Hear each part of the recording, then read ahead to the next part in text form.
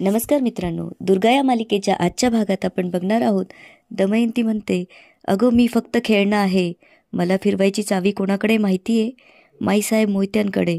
त्यांनीच मला अजिंक्यरावांना माझ्या प्रेमात अडकवायला सांगितलं होतं आणि त्याच्या बायकोपासून लांब ठेवायला सांगितलं होतं. त्या बदल्यात त्या मला राजकारणातली जागा आणि पैसा देणार होत्या. त्यावर दुर्गा म्हणू लागते, माणुसकी विकून खाल्ली आहे ना तुम्ही सगळ्यांनी. किती नीच आहात तुम्ही. पण आता बस, आता तुझ्या पापांची शिक्षा तुला मिळणार. दुर्गा आणि दमयंतीमधलं सगळं बोलणं पोलीस दाराच्या मागून ऐकत असती.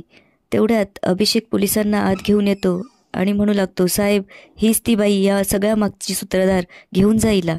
पोलीस जेव्हा दमयंतीला घेऊन जात असतात त्यावेळेस दुर्गा थांबा म्हणते आणि दमयंतीच्या एक कानाखाली लावते आणि निघ म्हणते. पोलीस दमयंतीला ताब्यात घेतात. इकडे अवंतिका तिच्या खोलीत येते आणि स्वतःशी बोलू लागते, काहीच उरलं नाहीये, काहीच उरलं नाहीये आणि हेच हवं होतं मला. तिच्या आईला फोन लावते आणि बोलू लागते, मम्मी तुला कळलंय का, आता मोहित्यांची सगळी पावर माझ्या हातात आली आहे. अशी वेड्यासारखी बोलून स्वतःशी हसू लागते. पुढे बोलू लागते, साखर कारखान्याचे डायरेक्टर, मग आमदार, मग मंत्री, अवंतिकाबाई जिंदाबाद असं बोलून आता अवंतिका इन आणि माईसाहेब आऊट. आता अवंतिका बोलेल तोच फुल स्टॉप. तिच्या आगीर आमची हाय. आम्ही जे बोलेल ना तसंच होणार. शिवगडच्या तमाम जनतेने आम्हाला निवडून दिल्याबद्दल आम्ही त्यांचे आभारी आहोत. तेवढ्यात दुर्गा तिथे येते.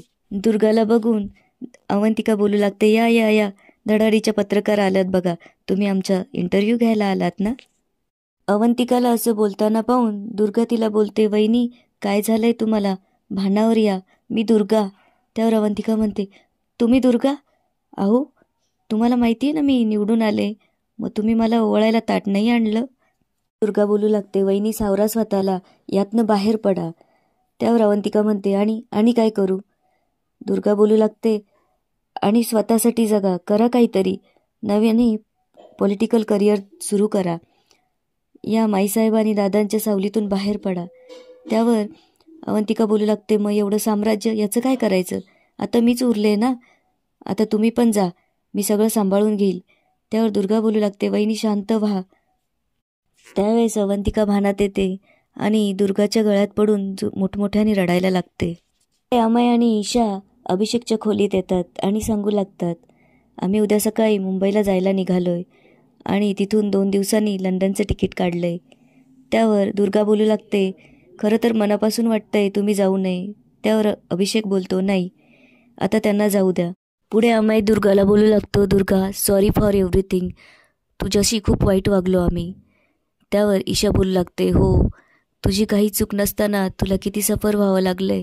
त्यात कोणी समजून पण घेत नव्हतं हिला, त्यात आम्ही पण असे वागलो. त्यावर दुर्गा म्हणते, इट्स ओके, लोकांनी अशी वागणूक द्यायची सवय झाली आहे मला. बट डोंट वरी, तुमच्याविषयी माझ्या मनात कुठलीच आडी नाही आहे.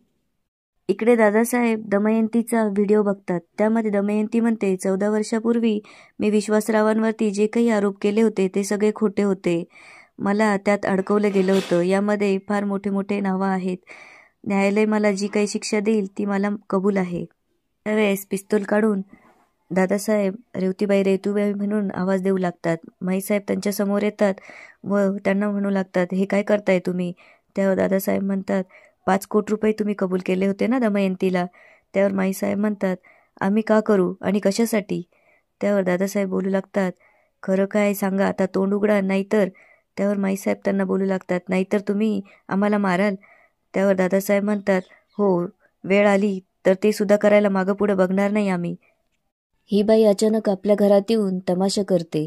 अजिंक्यरावांकडे 5 कोटी मागते. ते गेल्यानंतर ते 5 कोटी रुपये तुमच्याकडे मागते. त्यावर माईसाहेब म्हणतात, हे सगळं तुम्हाला कसं कळालं? त्यावर दादासाहेब बोलू लागतात, आम्ही जरी आमच्या रूममध्ये असलो ना तरी आमचे कान सगळीकडे असतात. हे मला तुमच्या लाडक्या भावाने सांगितलं. हे ऐकून माईसाहेबांना धक्का बसतो. त्यावर माईसाहेब बोलू लागतात, म्हणजे जगूने इथं पण आमचा घात केला. त्यावर दादासाहेब बोलू लागतात, त्याला कशाला बोलताय? कधी नव्हत तो चांगल्या वाटेला लागलाय, तुम्ही तुमचं बोला. त्यावर माईसाहेब बोलू लागता, अहो काय ऐकायचंय तुम्हाला? लग्न करून जेव्हा आम्ही या घरात आलो तेव्हा ते भांडगुळ होतं इथे. त्यावर दादासाहेब बोलतात, ती आमच्या पहिल्या बायकोची आठवण होती, हे विसरू नका रेवतीबाई. त्यावर माईसाहेब म्हणतात, ते आमच्या लेकरांचे नकोसे हिस्सेदार होते. तुमचं त्यांच्याकडे झुकतं माप असल्यामुळे आम्हाला त्रास व्हायचा. पुढे रेवतेबाई बोलू लागतात, अजिंक्यांवर आमचा राग होता. सगळी सत्ता आमच्या 2 मुलांना मिळायला पाहिजे, एवढंच पाहिजे होतं आम्हाला. त्यावर दादासाहेब बोलतात की अहो, एवढ्याशा कारणावरून तुम्ही त्यांचा जीव घेतलात. त्यावर रेवतीबाई बोलतात, कारण एवढंसं नव्हतं. त्यांना 14 वर्षापूर्वींचं विश्वासराव देशमुखांचं सत्य कळालं होतं आणि त्यांनी जर तोंड उघडलं असतं तर आपल्या दोघांनाही खडी फोडायला जावं लागलं असतं. त्यावर दादासाहेब बोलतात, रेवतीबाई, लई खालची पातळी गाठली तुम्ही. आमच्या पोरांनी जीव नाही दिला, त्यांचा खून केलाय तुम्ही. चालत्या व्हा आमच्या नजरेसमोरून, नाहीतर तुमचाही खून करू आम्ही. इकडे दुर्गा तिच्या रूममध्ये असताना अभिषेक तिथे येतो आणि म्हणू लागतो, अमय आणि ईशा निघाले. खरं तर अमयनंतर अजिंक्यदादाशी माझा कनेक्ट होता. त्यावर दुर्गा बोलू लागते, अजिंक्यदादाच्या रूपाने मला खरं तर मोठा भाऊ मिळाला होता. खूप आधार होता रे त्यांचा ह्या घरात मला. जे काही मी तुला सांगणार होते ते तुझ्या आधी अजिंक्यदादांना कळालं होतं. त्यांना माहीत होतं दादासाहेबांबद्दल माझ्या मनात काय विचार आहे. ते मला घरातून बाहेर काढू शकत होते, पण तरी त्यांनी असं नाही केलं. वहिनींकडे पाहिलंस का? त्यांची अवस्था बघवत नाही रे मला. मनावर परिणाम झाल्यासारखं वागतायत त्या. त्यावर अभिषेक बोलतो, शेवटी हे तर होणारच होतं. इतकी वर्ष जे मनात साठवून ठेवलं ते कधीतरी बाहेर उफाळून येणारच होतं. पुढे दुर्गा अभिषेकला बोलते, एक विचारू? त्यावर अभिषेक बोलतो, तुला असं म्हणायचं आहे ना, आता ह्या सगळ्यांना तू जबाबदार आहेस? असा विचार करू नकोस. त्यावर दुर्गा बोलू लागते, मी असं चित्र कधीच इमॅजिन केलं नव्हतं. हां, मला दादासाहेब व माईसाहेबांना शिक्षा द्यायची होती, पण मला सगळ्या घराला बांधून ठेवायचं होतं. इकडे दुर्गा गौरीला फोन करून आईच्या तब्येतीविषयी विचारते आणि म्हणते, उद्या आईला तयार कर. मी जेव्हा म्हणेल तेव्हा तिला इथे घेऊन ये. तेवढ्यात जग्गू मामा तिच्या खोलीत येतो आणि सुनबाई आवाज देतो आणि म्हणू लागतो, सुनबाई, थोडं बोलायचं होतं, येऊ का? त्यावर दुर्गा म्हणते, या ना मामा. तिथे अभिषेक पण असतो. अभिषेकला पाहून जग्गू मामा बोलतो, बरं झालं तू पण इथं आहेस. त्यावर अभिषेक बोलू लागतो, आता काय नवीन कारस्थान घेऊन आलायस? एवढं करून तुझं समाधान झालं नाही का? जग्गू मामा बोलू लागतो, मी हेच सांगायला आलो होतो तुम्हाला की मी आता निघतोय. त्यावर दुर्गा विचारते, कुठे आणि का? त्यावर जग्गू मामा म्हणतो, एक पॉईंट येतो सुनबाई, त्यावेळेस आपलं कळतं की आपला मुक्काम आता आपण इथून हलवायला हवा. मी खूप नालायकसारखं वागलं तुमच्याशी. माझ्या तायडीसोबत राहून इतका चिखलात रुतत गेलो की माझी मलाच समजलं नाही. पुढे अभिषेक बोलू लागतो, मामा, तू असं कधीच नव्हतास.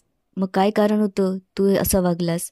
त्यावर जग्गू मामा म्हणतो, मी असाच होतो, पण ते तुमच्यापर्यंत कधी आलं नाही. खरं तर माझ्या सुमनला या घरची सून बनवायचं स्वप्न जेव्हा धुळीला मिळालं त्यावेळेस नागाच्या शेपटीवर पाय दिल्यावानी मी चवताळलो आणि काय चूक काय बरोबर काहीच मला कळत नव्हतं. तुझ्यामुळे फक्त माझी सगळी स्वप्न धुळीला मिळाली एवढंच माझ्या डोक्यात होतं. पुढे दुर्गा बोलू लागते, त्यामुळेच तुम्ही आणि माईसाहेबांनी मिळून मला या घरातून घालवण्याचा आणि मला जीवे मारण्याचा प्रयत्न केला.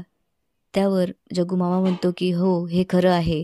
पुढे जग्गू मामा बोलू लागतो, मला नेहमी असं वाटायचं आपल्याकडे सत्ता पावर असली तर आपण कोणालाही झुकवू शकतो, पण तुम्ही दोघांनी सिद्ध केलं की प्रेमापुढे कोणतीच पावर जास्त नसते.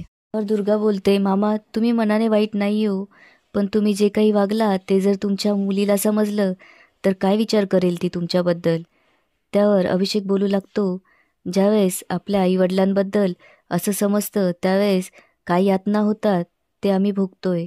त्यावर जग्गू मामा म्हणतो, तेच तर मला कळालंय. तुम्ही वेळीच मला आरसा दाखवला आणि मी ठरवलंय आता इथून निघून जायचं.